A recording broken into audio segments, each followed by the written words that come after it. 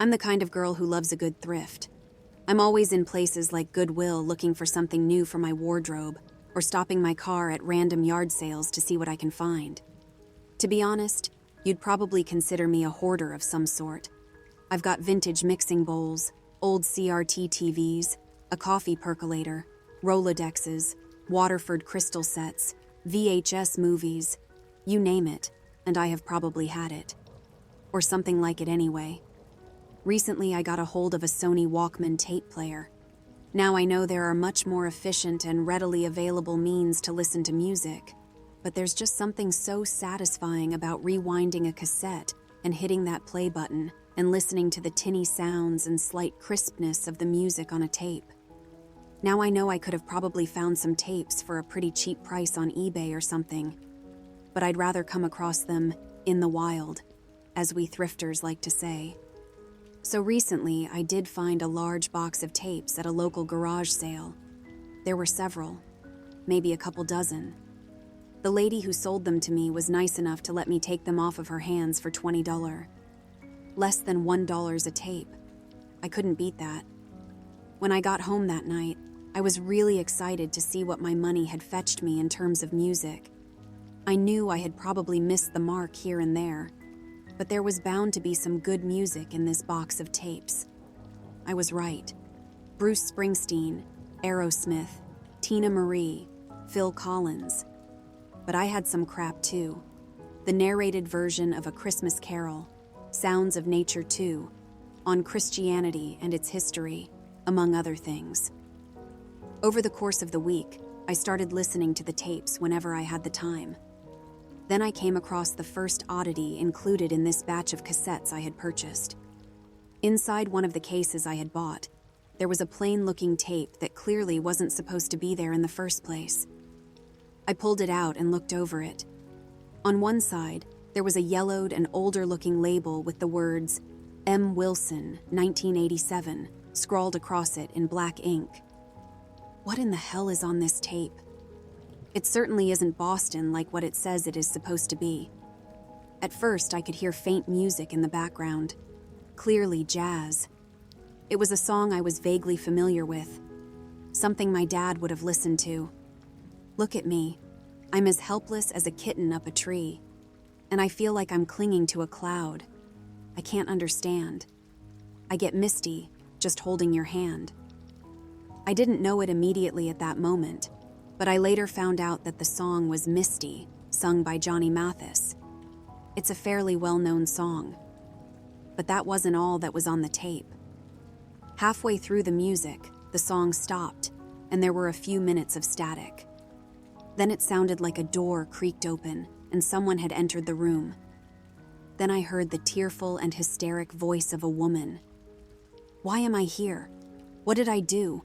I don't understand. Please don't hurt me. I've barely lived my life yet. There was a bit of a pause, and then I could hear movement, and what sounded like the clinking and ringing sound that is only made by metal.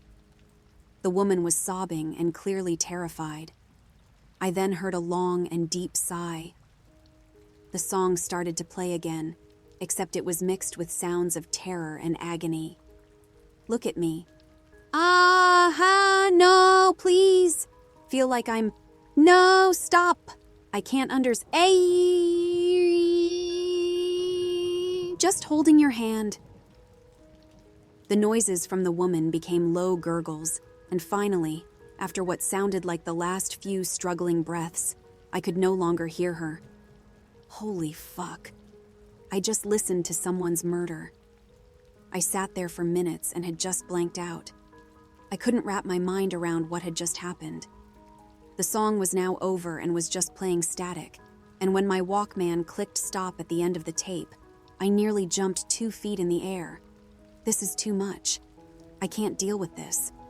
What happened to that poor woman, and why did someone do this to her? That was too real. It couldn't have been fake. The rest of the night, I did not sleep.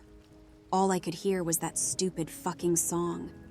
That and those screams. Those terrible and agonizing screams. It was so visceral and real. I could feel the weight of her fear in the pit of my own stomach. I felt like I was being swallowed whole from the inside out. I tried to close my eyes and quiet my mind, but I could only hear music. Misty played over and over in my head all night long. About 2 entire weeks had gone by, and I had done my damnedest to try and put the experience I had out of my mind. I didn't want to think about it. I probably should have tried to take action and involve law enforcement, but I didn't even want to give it another thought. You have to understand that I was considering my own mental health. At this point, I just wanted to forget what had happened. Then I encountered the horror of it all again. It was like déjà vu. I just wanted to listen to some music on my Walkman. The tape was supposed to be Bonnie Raitt, but it wasn't. It was another blank tape with a different label this time. C. Jacobs, 1984. I can't play this fucking thing. How is there another one? One fucked up tape was bad enough. Now 2? I sat there and looked at it for about 5 minutes. I didn't want to listen to it. I knew damn good and well what I would hear, but I hadn't heard it yet. My mind was racing in all directions, and I could feel a cold sweat break out over my body. I just couldn't believe what was happening. Why did I have to find these tapes? Fuck it. I have to know. I put the cassette into my Walkman and took a deep breath. I hit the play button hard, almost expecting it to send a shockwave of pain radiating through my arm. After listening to the initial static, I heard a new sequence of horrifying audio. Where am I? Is anybody there? I can't see anything. Hello? Where the fuck am I? Somebody help me. Help me, please. Then I heard the footsteps again as the door creaked open as it had on the previous tape. Slowly, I could hear the drone of music slowly crescendo into my headphones. Look at me. I'm as helpless as a kitten up a tree, and I feel like I'm clinging to a cloud. I can't understand. I get misty, just holding your hand. The rest of the tape was a carbon copy of the first one I had heard.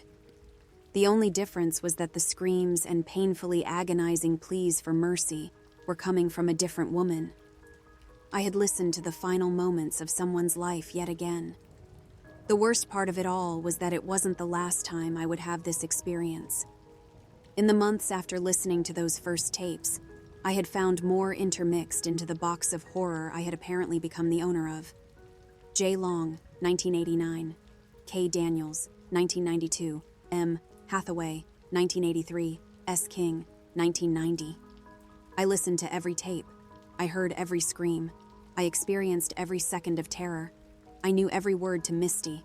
I know that I should probably have given these tapes to the police. It was all evidence. I know that, and I don't dispute it. I know that these women deserve justice. But I didn't want to become involved any more than I already was. I wasn't going to explain this to some cops in an interview room, and I sure as hell didn't want to talk about it on a witness stand. I tried desperately not to let it affect my mental health, but it did that and much more. My performance at work was becoming poor. I had isolated myself from all of my friends. I was losing weight because I was eating very little, and I hardly ever slept more than 2 to 3 hours a night.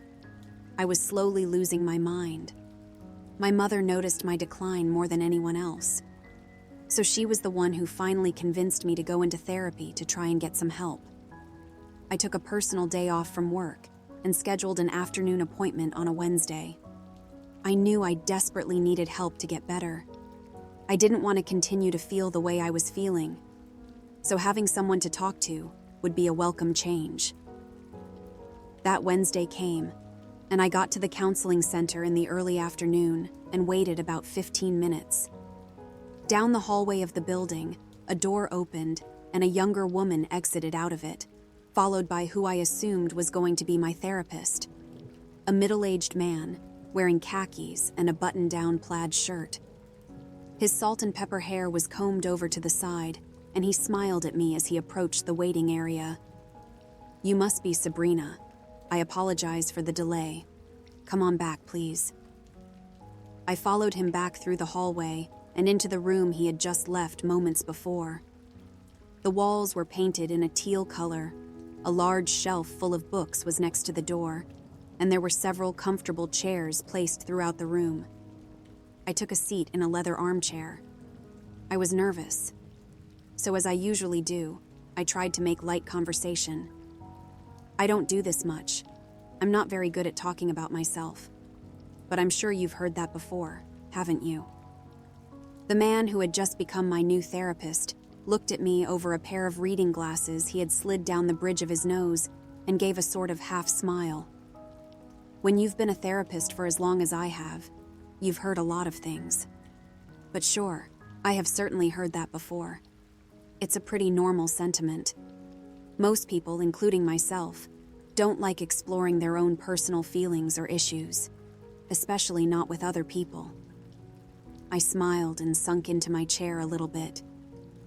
Yeah, I guess you're right. There was a short pause before we talked further. Before we get started, I'd like to start out with an exercise. I find that slow breathing and listening to some nature sounds helps to focus the mind and calm any nervousness or anxiety. How does that sound? I nodded my head in agreement and began to breathe in slowly. And then I heard the sound slowly emanating into the room. Look at me. I'm as helpless as a kitten up. Then just as suddenly as the song had started, it stopped. I froze into place and felt my heart leap into my chest as it began to beat furiously. The room felt as if it were slowly starting to shrink in on all sides towards where I was sitting. I could feel the color draining from my face. I am so sorry. I must have had my playlist queued up on my phone. Let me see if I can find the nature sounds on this stupid thing. His voice almost sounded like a distant echo, pulsing and reverberating towards me. Sabrina? Are okay? I slowly turned my head and looked at him. He had piercing gray eyes and a slight look of concern on his face. I didn't know what to say or do. I could barely even move a muscle in my body. You know what? It's fine. Let's forget the nature sounds for a minute. I have a consent to treat form and some releases for you to sign. He slid the papers across a coffee table that was separating us, and I looked down and felt an icy chill surging up my spine as I read the top half of the first form. For office use only patient, S. Higgins, Dobb, 21096. Intake date, 5/10/17 referral. Source, self-made appointment, S. Higgins. I instantly recognized the handwriting. At that moment, I jumped up from the chair and ran out the door and down the hallway. I briefly looked back and could see the perplexed look on his face as he stood at his office doorway. I practically ripped the front office door off of the hinges as I ran to my car. I got my affairs in order that same week. I ended up quitting my job. I broke the lease on my apartment. I packed up all of my things, and I moved as far out of state as I could. As for the tapes, I put all of them in a large Ziploc bag and dropped them into the mailbox at the police station. I don't know if anything ever came of it, and I don't care to. I don't want to think about that time of my life.